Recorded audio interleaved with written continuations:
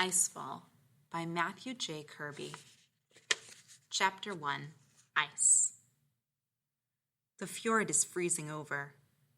I watch it from the edge of the cliff near our hall, and each day the ice claims more of the narrow winding of the ocean. It squeezes out the waves and the blue-black water, while it squeezes us in, just as Father intended it to. Winter is here to wall us up, to bury us in snow and keep us safe. Today there is a cold wind that bears no other smell but the ghostly scent of frost. I feel it through my furs and woolen dress, down to my skin. My younger brother, Harold, stands beside me, watching the cloud of his own breath. "Do you think they will come today, Solveig?" he asks me. "They will arrive soon," I say. "Father said they would." "I hope so." He turns to walk off. The larder is nearly empty, and he whistles. Harold is a stubborn, willful child, full of confidence and mischief. He reaches the earthen walls that surround our hall, and the warriors who guard the entrance bow to him. He stops to talk with them, and I can see in their affectionate smiles that they love him even now, their future lord. He will make a strong warrior and a fine king one day, so long as Father still has a kingdom to pass on. All of the sky looks like a burnt log in the morning hearth, cold, spent, and ashen. Harold is right. I have noticed our helpings at the supper bench getting smaller, how Bera does not cook so great a quantity as she always did at home in Father's hall. We didn't bring enough provisions with us to last a whole winter here. But there was so little time for preparation before Father sent us away and went to war.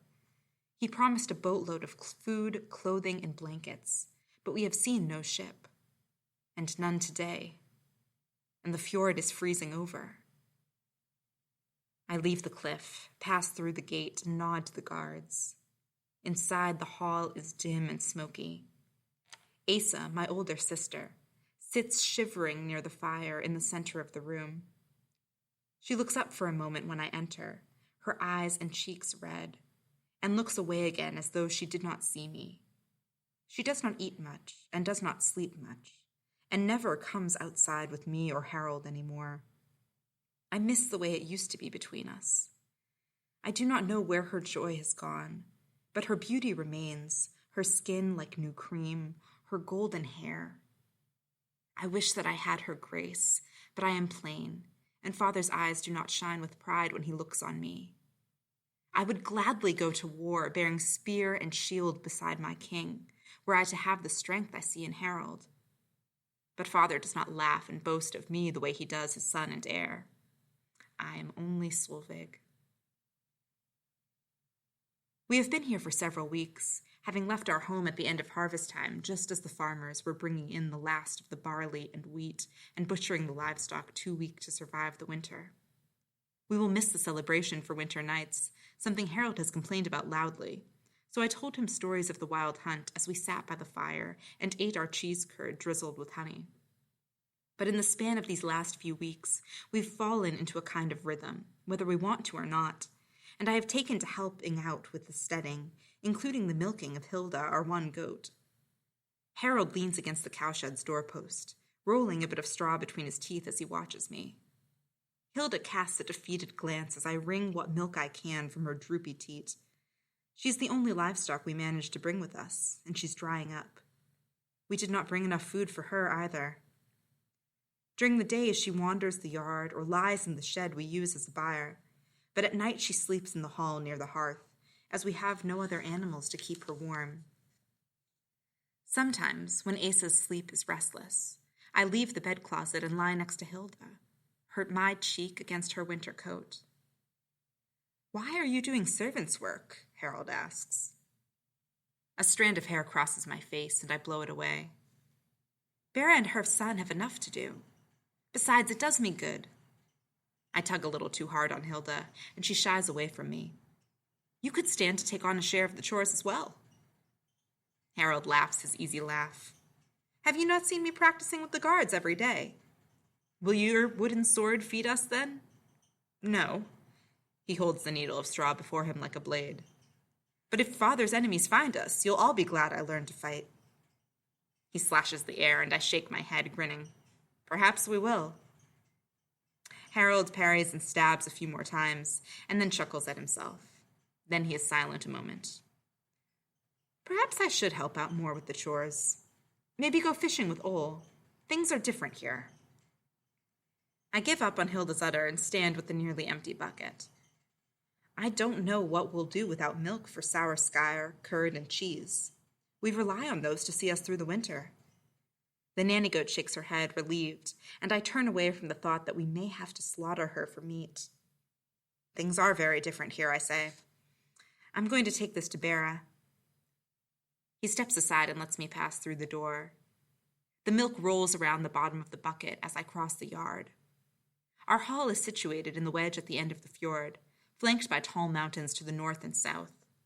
The hills to the south are covered in soft pine, while rocky crags to the north march above us like a procession of trolls, a party out hunting for human daughters to carry away in the night as stolen brides. I find Bera in the hall, at the hearth, stirring a stew. Her hips are broad, her gray hair braided and gathered in a thick knot at the base of her neck. She has served my father since I was a child, and raised me after my mother died giving birth to Harold. She hears me approach. Hilda still giving us anything? Not for much longer, I say. I hand her the bucket and she peers into its contents. But at least the old goat tries. She glances at Asa, who lies on a bench against the wall, staring at the ceiling. Is there anything else I can help with? I ask. Roddy's trying to dig the last of the carrots out of the ground. I can help with that. Ground is near frozen. I know, I say, and leave Bera cooking in the hall. Asa doesn't move, and in a moment of frustration with her, I shut the hall doors a little too hard behind me. The feel of coming snow waits in the air like the inhale before a sigh. I walk around to the vegetable patches and back, the remnants left from the harvest ruined with frost. Roddy kneels on the hard ground, hacking with a pick. A few frozen carrots, lumpy and misshapen from too much time in the ground, lie in a basket by his side. They're the same rusty color as his hair. I drop down beside him. Can I help? He keeps digging. Roddy? I suppose. I grab another pick and choose a spot farther down the row of browned tufts. We work in silence, and within a few minutes I feel a rim of sweat on my brow in spite of the cold. Roddy and I used to be friends, though he's a winter older than me. We often swam and ran and played together, but then his older brother died in battle, and Roddy decided that he needed to spend his time with boys and men. I tried to understand. It is the way of things. And even though he started walking taller and talking louder, we still smiled at each other as we passed in the yard. But ever since we came here, he has grown aloof and curt with me. Never openly disrespectful, but never friendly. I feel his absence like a dull ache, even though he's right here, working only a few feet away from me. My carrots come out of the earth looking like half people, with legs and arms and other appendages. After we've pulled up the last of them, we rise to our feet and take them to the larder, a shed with a turf roof built mostly underground. We set the carrots in the darkness next to the few turnips and onions and return to the hall for the night meal. Harold is already there, waiting with his wooden bowl and bone spoon. Old Ole sits next to him, mending a fishing net. Bera sings a song over the kettle as Roddy and I take our places. Moments later, our 3 warriors march into the hall. 2 of them, Eagle and Gunner, I do not know well, but I know the kindest and handsomest. His name is Purr. The 3 of them sit down at a slight distance the way they always do, outside the circle of family and servants. Harold would like to sit with them, I'm sure, but chooses to remain with us. Roddy takes a bench between the warriors and the rest of us, not really sitting with either group. Asa rises and drifts across the room to her seat near me, and we're all gathered, all the members of our household. We eat the stew of fish and pork, with golden pearls of fat glistening over the surface, and it's delicious because Bera made it. But there isn't much of it, and we're all wiping out our bowls with stale bread before long. After that, the men drink some ale, and we sit together in the descending night. A banging at the door draws Gunner, the the gray-haired oldest soldier, from his bench. "Blasted goat," he mutters. When he opens the door, Hilda prances into the hall. She shakes her horns, bleats, and then settles down in the straw on the floor. But then she looks at me and gets up and comes over to lie down at my feet. I like that she has come to prefer me, and I smile. Per clears his throat. The fjord will be closed off before long. He looks around the room, his blonde hair and dark blue eyes soaking up some of the firelight. No one says anything at first. "What's your point?" Ole asks without looking up from his net. He is a thrall, a slave captured in war many years before I was born. He has seen much of the world, or claims to, and has come to love my father as his king. "Ships won't be able to reach us," Per says. "They'll come before it closes," Ole says. He has been with us for so long, he can say things that other thralls can't. Per glances toward Asa, and she looks back at him, and something passes between them. Some silent communication, and I wonder what it means. I've always liked Per. As the second daughter and the plain one, most of the time I feel like people only notice me and bow because they have to. But not with Per. When he bows to me and smiles his broad smile, I feel that he really sees me, and that he means it. Roddy leans toward Per. "How soon until it freezes over, do you think?" "Hard to know," he says. "A week, 2 maybe." "They'll come," Ole says again. Roddy looks at his lap and mumbles, "We shouldn't even be here."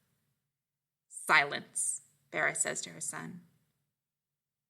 And then it occurs to me, the reason for Roddy's ill temper. He blames my family. If it wasn't for us, he and his mother would be safe at home. But because of us, they are both imprisoned in this forgotten place, threatened with starvation or worse if we're found by my father's enemies. So he broods over the hot coals in the hearth as if they're the embers of his anger, and they're glowing red. I want back the boy I knew. "I'm sorry, Roddy," I say, but he only stares. A week passes, and the fjord is still open. Barely. From the vantage of the cliff, the way inward from the sea is but a stray black thread fallen from a loom. So long as it stays that way, Ole can fish without having to break through the ice. He wants to slaughter Hilda, but I won't let him, even though she eats our food without giving a single drop of milk in return. I've grown fond of her, and only when we're starving, when there are no fish left in the sea, will I let Ole take his knife to her throat. I know that it is foolish and wrong of me, but a boat will come. Harold and Per are sparring in the yard, and Harold holds a wooden shield. The day is overcast and dim, our hours with the sun diminishing with the season. Snow drifts through the air like dust, landing cold on my cheeks and refusing to settle to the ground, which is still bare and frozen. Harold shifts from foot to foot as Per waves a blade. "Don't try to stop the blow directly," the warrior says. "That'll shatter the shield and take your arm." "Then what should I do?" Harold asks. "You need to move with the strike. Use the shield to glance it away from you." He brings the sword down slowly enough for Harold to get his shield under it. "Which way am I striking?" Per asks. Harold grunts. "To the left." "Then sweep my blade to the left." Harold heaves the shield to the side, and with it Per's sword point. "Good." Per steps back. Again. "Faster, my little prince." "I'm not little." Per laughs, and when he laughs, it's from his belly. He's tall and strong, his hair pulled back with a bit of yarn, his leather armor oiled and well-kept. In spite of his reputation for prowess in war, there's a mirth about him when he is at home. Not like some warriors. Some men never really leave the battlefield, and if they do, they bring the ghosts of the dead back with them, like Father when he falls into one of his black moods. I notice Asa peering from the doorway. Her face is half-shadowed, but she seems to be following Per with her eyes. She sees me watching her and ducks back into the hall. "Good, little prince." Again. A crack and a ringing as Per strikes Harold's shield. "I'm not little!" I smile and look up, above and beyond our steading. where a winding ravine joins the north and south mountains, like a ragged battle scar poorly stitched. And up high in the clouds, deep in the crook of that scar, there's a glacier. A massive flow of ice bearing down on us at all times, groaning and cracking under its own weight, as though it readies for a charge that will grind us underfoot. This time of year, a little stream of meltwater trickles past our steading on its way to the sea, as cold as water can be without turning to ice. Come summer, the runoff will swell to a torrent, forming a waterfall up among the Troll Mountains like a long white beard. Beyond the glacier, there's a pass, frozen and impenetrable under winter's thaw. A boat! I look to the gate and see Ole hobbling in, waving his arms. There's a boat, he calls. We all look at one another. Then we rush outside the walls to the cliff, and we see it, a ship sailing the slight crack still open in the ice. Everyone begins to cheer. Purr claps Ole on the back. You were right, old man. Ole winks. Old men usually are. The ship comes up the fjord, at first a bug skimming the water, its oars moving like legs. But as it draws nearer, and its features become clearer, I turn to Ole in confusion. He and Purr are both scowling, shifting on their feet, and casting hesitant glances at each other and the sea. The boat is not a nar, not the cargo ship we expected. It is a drakkar, a dragon-headed longship, a ship of war. Everyone inside the walls, Purr says. Now. It was on a summer's day when I ran off barefoot into the fields of tall grain. I chased you, Roddy, as the sun set and bronzed the swaying oats. You were much quicker than I. We ran down the rows, ducking and weaving, laughing and teasing, until you decided to play a little prank and went back in without telling me. And I, small and alone, became lost in the field. I wandered, and as the shadows between the rows of grain deepened, I began to cry. It was then that you, Asa, came looking for me. Solveig, you called. Where are you hiding? I'm not hiding, I cried. I am lost. You laughed. You are not lost. Follow my voice. I shall stay where I am until you reach me. And so you said my name. Solveig, Solveig, Solveig, until I found you. And I realized that I had not been lost after all. I had been very near the edge of the field the whole time, within sight of Father's hall, and I realized I could smell the smoke of the hearth fire. But I had felt lost, and it was my sister's voice that had led me back. Then, Asa, you took my hand. Come, let's go inside.